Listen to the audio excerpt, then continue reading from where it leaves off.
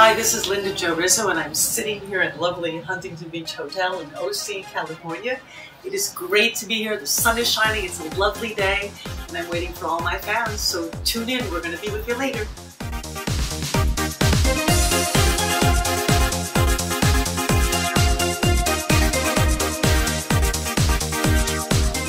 Hi, this is TQ with 80s TV. With our honors to have Linda Jo Rizzo interview with 80s TV today. Yeah! Hi, Linda. Nice to be here. Hi. How are you? Doing well. Long. Long, huh? Did you recover now? I recovered, yeah. First of all, I just let you say hello to 80s TV fans. Right there. Hello to everybody. It is so great to be here in LA. My first time ever for my show, and the first time in the States in over 20 years that I've got a show. So it's really nice. It's really very special for me. Well, it's special for us to have you too, Linda. You know, it's really special night last night. Everybody like crazy. Oh. So Linda, can you tell us about how you started a career, like how you get into the Italian disco music? I have to sort of backtrack because the Italian music, Italian disco, Italo disco, this came many years later. My music interest or experience started long ago, actually not as a career. I was modeling in Italy when I was younger. Yeah, and actually as a hobby I started singing in Italy, so I had made connections with several producers who later became big in the Italo disco scene. But I just did it for fun, and I had gone back to the States after my modeling career to study, and I kept contact with these people in Italy. And so we met for dinner in Manhattan at a restaurant with these producer friends of mine from Italy, and at the table was Bobby Orlando, who became my first producer. They just spoke about music, and Linda has a nice voice, and you should hear her sing sometime, and he said to me, come down to the studio tomorrow, I'm recording, and I want to hear you. So I did, and he listened to my voice, and the day after I had a contract. And that's how it all started. He was the producer of The Flirts, which was my first professional experience in music. And the story goes on. I worked with them a few years. That's how I wound up in Europe, because we had a big tour in '84. Went over to Germany, Austria, Switzerland. And in my tour, I met up with Fancy, who's also a big star of the 80s. You didn't know that, did you? Oh, you know her. Yeah, yeah. We had a big concert in West Germany, and I met him, and he gave me his card saying that he was looking for a girl to produce alone, and I wanted to work alone. I didn't want to stay with a group, so yeah, that's how I made my contact. And he was then my second producer, and he was the person I went solo with. And he was really a king of the Italo disco sounds, you know. So but from there you start, growing bigger. Yeah. I was able to put more of myself into my music. I wrote my own lyrics. I helped with the arrangement in the studio if I wanted something a little bit different as far as sound. It was nice. It was like a family. Working with Tess was really nice. So, Linda, we have like a really long list of the fans who admire you. Wow. Like they really want to be here for the interview with you. Okay, but there is a limit, so we cannot have everybody. You don't have the space for everybody? I'm representing everybody out there too. Hi, my name is Jorge Piboro. Hi, Jorge. Nice to meet you. Hello, everybody. The one song that I really got my attention was called Heart Flash. That's a nice rhythm and beat. I was wondering how you got inspired on it. Because I was kind of like listening to the lyrics and how we can, well, okay. The song was written by, Fancy's name is Tess, that's his real name. It was written by him, produced by him. The lyrics I wrote. We're talking now 25 years ago, this music, and I was young, not in a partnership or married or anything, so a lot of my lyrics had to do with this wish to be in love or to find the right partner. Oh, okay. It's easier to write about it than to experience it. I see. Yeah. No, but yeah, I played that song and I really liked it a lot. Yeah, so You've heard the new version? No, not yet. Not yet, okay. Yeah. We did a new recording now for 2012. Oh, okay. Keeping the feeling of the 80s, but of course with more sounds, more power, which is possible today in the studio. You know? Yes, yes. Oh, wonderful. I'll do that. And Linda, and what kind of music do you like to hear besides singing? This is really interesting because the Italo disco, the disco dance music, I love if I'm dancing. If there's a party or something, then that's the music I hear.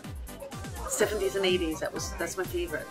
But if I'm alone and I listen to music, I listen to pop rock. Oh, so completely different. Yeah, I mean, I grew up in the Woodstock generation, so to say. So I was very much influenced by that music.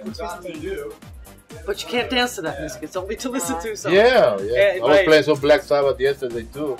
From the 70s. I love Led Zeppelin. Yeah, so give me some kind of peace also, you know. Yeah. I was talking with someone earlier today, the disco music, the late 70s and the 80s, the whole that Italo scene, it was such a happy music. You just couldn't listen and sit still. You had to move, you had to dance. The music was positive, the lyrics were positive, it was just... And the beat, yeah. is really pumping. Exactly. Oh, it's wonderful. I miss it. I really miss it. I was doing some, I was looking for some information on the internet and I Google your name and Wikipedia says that you are a singer, producer, performer. How did you get into all those three topics, one at a time? I think in the music business, when you really do it full, you do develop. You learn things in the business as you go along. As I said, when I started with the Flirts, I did not do any writing. Bobby did all the music and the lyrics. But with Fancy, he gave me the opportunity from my second record. Oh, the first one was Fly Me High, and that was already prepared. He had already done the lyrics and the music. But then we did You're My First, and he said, would you like to write? And I said, I never did, but why not? Okay. And I just kept writing and writing. And then as far as producing, I think it was Keep Trying and a Passion version I did in the 80s, late 80s, I co-produced. Okay. I don't produce completely alone because I have to say honestly, I'm too much on the artist end to really know business-wise what's right and not right. I can give my opinion, but I wouldn't want the responsibility to say this is going to work and this that's not for me, not yet. So there's always room maybe I will one day. There's always room for improvement. Exactly. Yeah. Exactly. So that's good. That's good. Yeah. I like that. Linda, I heard your first song is Fly Me High. Is that your first song? Is that a big hit too? That was a hit in the discos. Right. And it's such a funny story. I was telling Eon and some friends the other day about this. I mentioned that I had met Fancy by a concert. He gave me his telephone number and told me to call him after my tour with the Flirts when I was ready to go solo. And of course I was living out of a suitcase for 5 months, so I lost the number. I finished my tour, I went back to the States, ended my contract with the Flirts with Bobby Orlando, and after 3 months I came back to Germany. And I didn't have the number. I was like, oh my God, what am I going to do now? I want to go solo, I want to do something, And after the Flirts, really honestly speaking, I was not a star anymore. When I left the group, I was just Linda Jo Rizzo. So I really almost had to start from zero, from scratch. And my first musical job in Germany was in a piano bar, a French bistro with a piano bar. And I did it. I said, okay, I'm going to start somewhere. And the first week, I get goosebumps. The first week I was, the first week I was there, I sang, and then after one of my sets, a gentleman invited me over to his table and offered me a glass of champagne. And he said to me, I said, of course, thank you. And he said to me, why didn't you call me? I said, who are you? Of course. Why should I call you? And he said, I'm Fancy. But Fancy, of course, those of you who know him, he's always made up on stage and dressed up, you know, sort of transvestite kind of look. And he was in this bistro as a totally normal man without any makeup, with glasses on. And I didn't recognize him. And he said, I was waiting for you, never called me. I said, well, okay, I lost your number. And he said, what are you doing when you're finished tonight singing? I said, going home. He said, do you have time? I said, I can make time. He said, my studio is 2 doors away. Wow. I got a song for you. We went in the studio at 1 in the morning and I recorded Fly Me High. Look at this. For how long? Like you don't even know the song? I didn't know the song. He played it for me, gave me the lyrics. I'm pretty fast on picking up on a melody. And we recorded till about 4 in the morning. Wow, because to me, when you want to record a song, you need you have to rehearse, you know, at least 1 or 2, 3 times, you know, to get to know the song. And amazing. You don't even know the song and you do the recording for how long? For how long? 3 hours. 3 hours? Yeah. So now I know why you're a big star. It was so great. It was so great. And that's how it started. Wow. It's fake, isn't it? That was really luck. I think it's fake. Talk about luck. We worked well together. I had a really good time. It was like a family. He had myself, Mozart, Fancy, Grant Miller. Right. It was a little family, and we all wrote for each other, helped each other. We did background vocals for each other on our records. It was really nice. It's very important if you have like a working relationship. You know. And I mentioned it before, I had dinner with him on Sunday. He came, I sing at the Oktoberfest in Germany every year, do a pop show for 2 weeks, and the last night he came to my show, he was at my table, so he said to say hello to all his fans here in California also, because I told him he's got a lot of fans here. Linda, I heard you got a new CD, so let's talk about it. Is this the one? Okay, yeah, this is the maxi now. I've already signed it for somebody, so it won't have a clear shot of it. But we did an album for this year. I did a remake of all of my earlier hits. There's You're My First, You're My Last, Heart Flash, Perfect Love. God, I don't even remember all the songs on there. But, and also 3 of my Flirts hits. There's Passion, Danger, and Helpless. And then we have new songs. Completely new songs, but the album is done in the style of the 80s because it's almost a tribute to the 80s being bad. And the maxi single is now available only digital in Amazon. And the album comes the end of October. And the actual CD will be in the early 2013. It takes a little time to get things together. But it's good. I mean, I sang them last night at the show. Yeah. Right? I was there. And you like the new version? Oh, it was awesome. We kept the feeling of the 80s, Yes. but of course it's a lot more power. Oh, okay. The sounds of today, That's you know. what we need. Linda, you here for the events, the big events last night. Yeah. Tell me how you feel about it. It was wild. I was so nervous.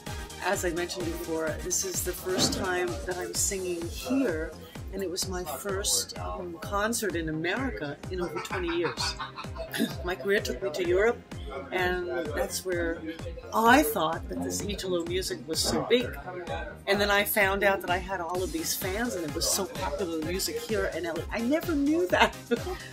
Oh my God, my music is playing here too. It was really strange. I never knew that in 20 years. So I was very excited. But it's also so strange. I'm so used to singing for a European audience, and I didn't know what to expect from an American audience because it's a different culture, you know. Even though I'm American, it's a different feeling, you know. But last night in Avec, it was like going back to the 80s. The energy, the music, the sound, the loudness, and the people jumping. It was really like the old times. It was such a beautiful feeling. Because today the the modern music it's cooler. And this was yesterday was just so much power. I'm so happy. Yeah. So how do you like the audience? It was good. Yeah. Very good. So I heard that you have a good time on stage. I did. Yeah. Dancing with the audience. Yeah, my last song. I brought Male dancers. No, but then I heard that you ran away. They pushed you off. I actually thought 2 girls would come up, but they were more scared. 2 men came up, and they just completely freaked on stage. And then 2 girls came up, and I mentioned before, one of them, I think she probably had a few glasses too many, because she started, I was trying to sing, and I had, you know, the monitor boxes are there and all, I have to watch the cables, and Eon's DJing on the right side, and she just sort of, like, moved me over, and I thought I was going to fall on the box. I kept doing this. I have to sing the song. That's how you ran away from her. Well, I did. I ran over to Eon for a moment. I said, Eon, protect me, please. You know? And she just kept going, you know. But it's a good dance. It's a good dance. Yeah, but it was nice. I think they had fun. It was a fun ending to the concert, because I like that the audience got involved. I didn't just want to sing and go. And I thought the new version of Passion is a really high-powered dance number, and I just felt great. Just come up and just dance with me. If the stage was bigger, I would have had 50 people, but it was too small. You know. So last night the dancing was fun, right? It was a good time. So let's show the audience the clip. Yeah. It's really funny. It's really good. I want to hear you guys sing it!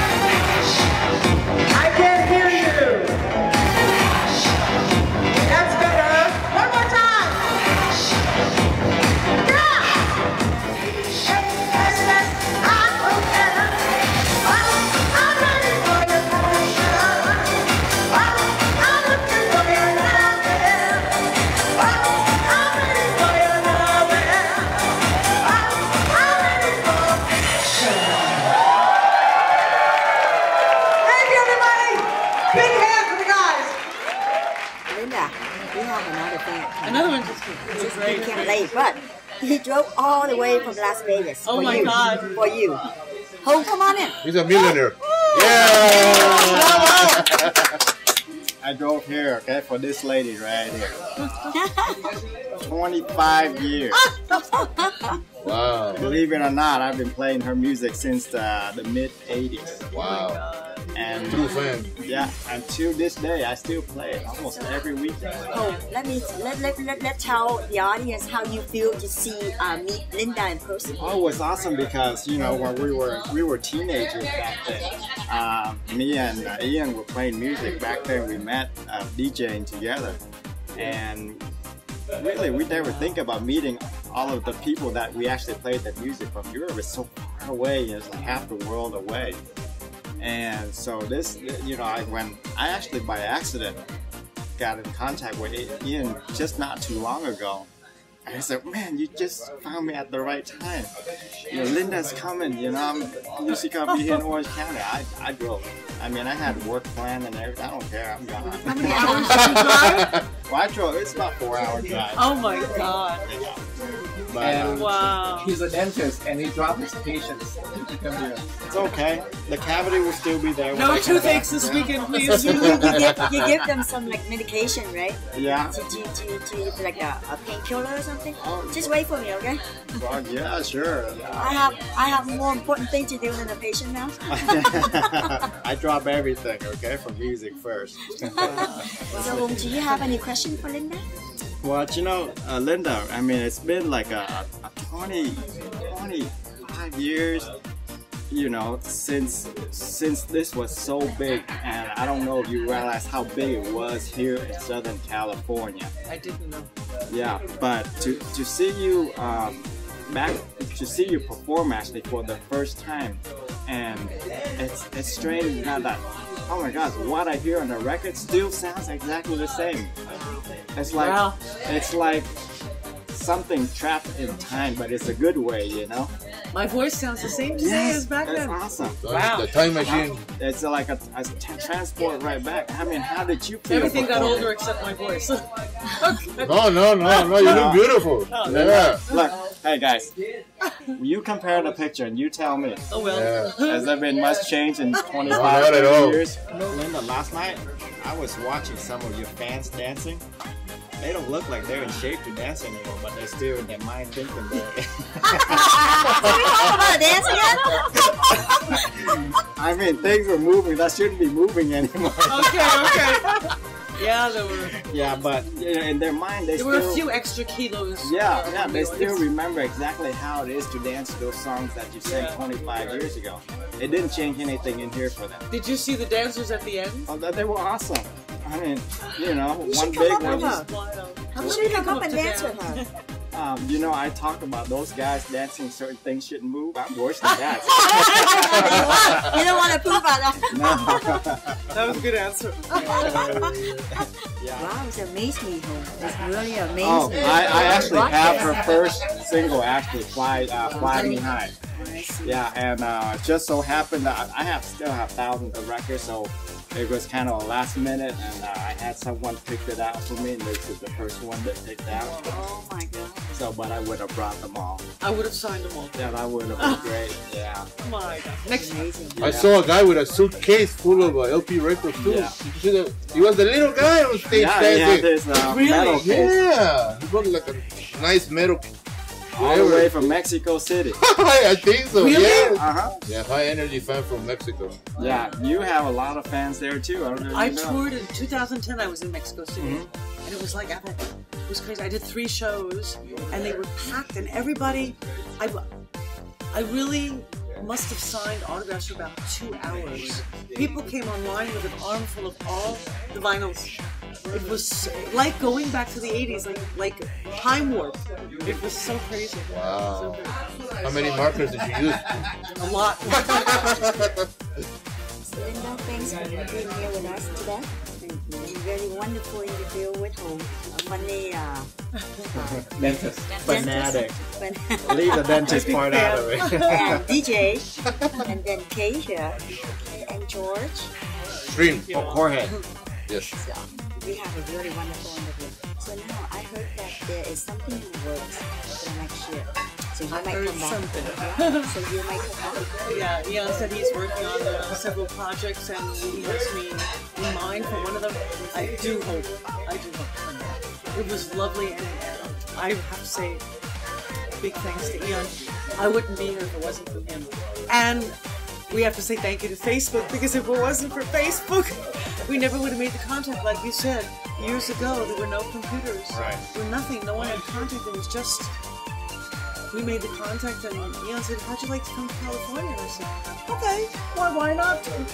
And it just took a year to develop, of course, because from far away it's not so easy, but it was wonderful. And you guys were great, the audience was great, the people, the hotel. I mean, it's just a dream. This is just one thing that I want to add. It just depends on, I think, is if you come back from California or not.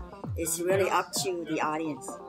You know, Exactly. to give her big support. Exactly. You know, give 80s TV a big support. Yeah, You know, 80s so- music. Yeah. So that's how we Dream. can bring more and more artists from Europe, or not just from Linda. We have more and more coming. Yeah. Am I right? More projects in the future. Absolutely. I can recommend a few.